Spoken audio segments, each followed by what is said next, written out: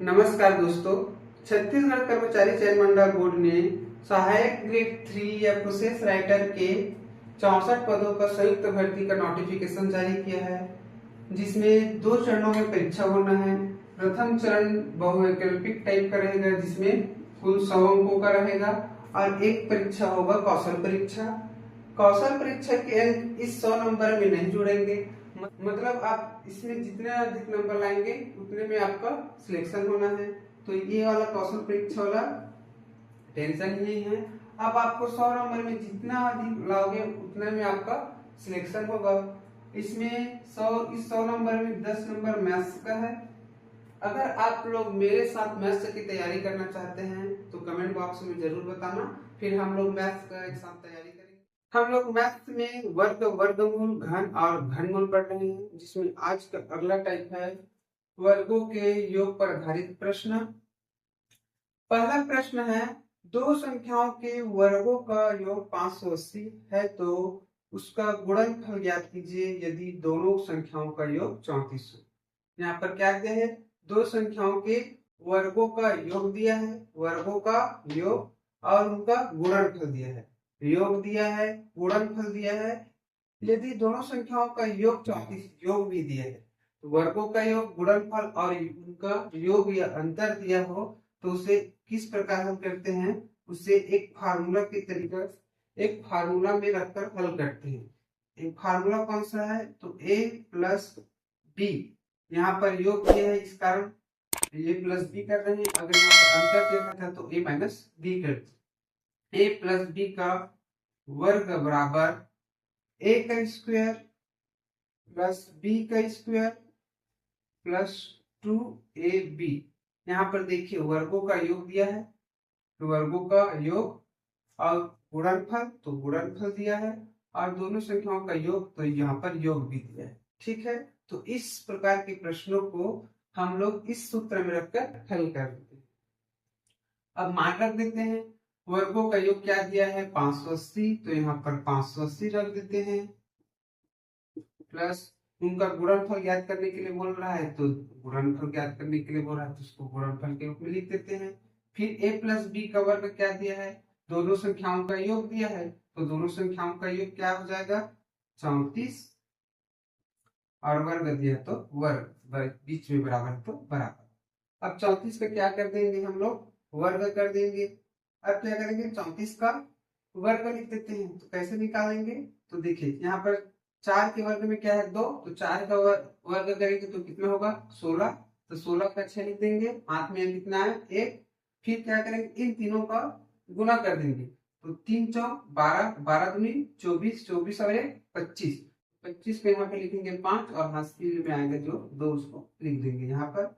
फिर क्या करेंगे, इस 3 का वर्ग करेंगे, तो 3 का वर्ग करेंगे तो कितना होगा 9, और 9 2 11, तो 34 का वर्ग क्या आ जाएगा 1156। ठीक है, यहाँ पर वर्ग लिख दिए, फिर बराबर 580 दिया है तो 580 प्लस 2ab दिया है तो 2ab। अब क्या करेंगे, यहाँ पर 580 प्लस में है, इधर आएगा तो क्या हो जाएगा माइनस, तो इसको माइनस के रूप में लिख देते हैं। 6 में 0 जाएगा तो 6, 15 में 8 जाएगा तो कितना बचेगा 7, और 10 में 5 जाएगा तो 5, तो 576 इधर आ जाएगा, और इधर क्या बचेगा 2ab, 580 इधर आ गया। ठीक है, अब यहाँ पर 2 क्या है, किसमें है गुना में है, इधर आएगा तो क्या हो जाएगा भाग, तो 556 को 2 से, 576 को 2 से भाग देते हैं, 2 एकम 2, 2 दूनी 4, कितना बचेगा 1, 2 अट्ठे 16, कितना बचेगा 1, 2 अट्ठे 16।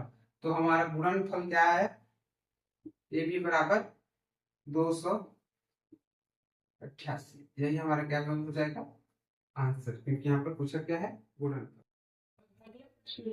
दो धनात्मक संख्या के वर्गों का योग 100 है, दो धनात्मक संख्या के वर्गों का योग 100 है तथा उनके वर्गों का अंतर 28 है, दोनों संख्याओं का योग ज्ञात कीजिए। किसी भी प्रश्न को बनाने से पहले हमें प्रश्न को अच्छी तरह से समझ लेना चाहिए, उसके बाद प्रश्न बनाना एकदम इजी हो जाता है। देखिए यहाँ पर क्या बोल रहा है, वर्गों का योग बोल रहा है, दो संख्या के वर्गों का योग, और उनके वर्गों का अंतर बोल रहा है। तो क्या करें, जैसे जैसे प्रश्न बोलते हैं वैसे वैसे करते जाते हैं। यहाँ पर दो संख्या के वर्गों का योग दिया है, तो हम लोग मान लेते हैं पहला संख्या a है और दूसरा संख्या b है, और दोनों के वर्गों का योग दिया है, तो दोनों का पहले क्या कर देते हैं, वर्ग कर देते हैं, और इनका योग बोल रहा है तो योग कर देते हैं। कितना दिया है, 100 लिख देते हैं। फिर उनके वर्गों का अंतर पूछा है, तो वर्गों का अंतर कर देते हैं। कितना दिया है, 28। अब देखिए यहाँ पर एक प्लस में है एक माइनस में है, तो जोड़ेंगे तो क्या हो जाएगा, प्लस माइनस वाला कट जाता है, जोड़ देते हैं। यहाँ पर a प्लस में है तो जुड़ेगा तो क्या हो जाएगा, 2a²। यहाँ पर माइनस है प्लस है तो कट जाएगा, बराबर। यहाँ पर जोड़ेंगे तो कितना हो जाएगा, 128। दो यहाँ पर किस में है, गुना में, उधर जाएगा तो क्या हो जाएगा, भाग दे देते हैं, 2 एकम 2 छेका और 2 चौक। देखिए यहाँ पर a² का मान आ गया 64, और a का मान क्या आ जाएगा, 64 किसका वर्ग है, तो 8 का वर्ग। ठीक है, ये है a का मान।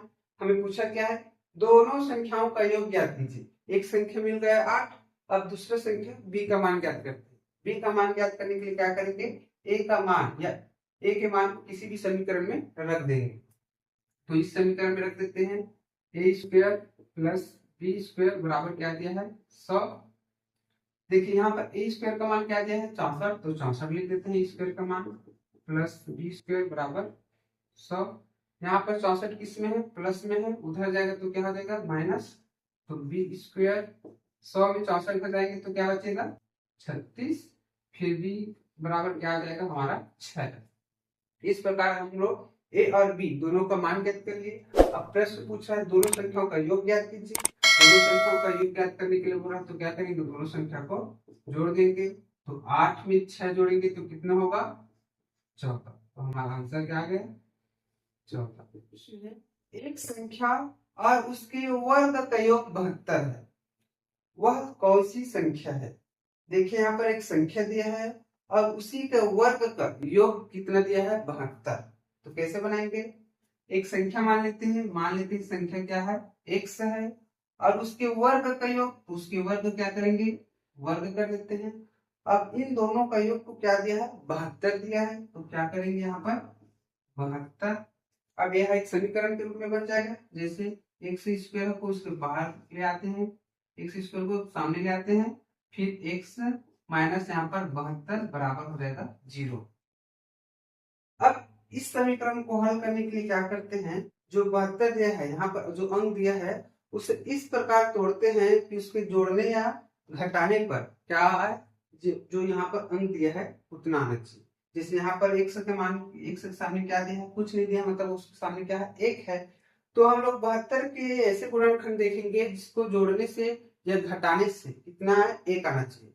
तो 72 को यहाँ लिख देते हैं। अंतर कैसे गुणनखंड देखेंगे, जिसको जोड़ने या घटाने से क्या आना चाहिए, 1 आना चाहिए। तो क्या करेंगे, 72 को तोड़ेंगे तो इसका 2 गुणनखंड है, एक गुणनखंड है 9 और एक है 8। 9 और 8 को गुणा करने पर क्या रहा है यहाँ पर 72, और जोड़ने या घटाने पर क्या रहा है यहाँ पर 1, मतलब हमारे समीकरण में बैठ रहा है।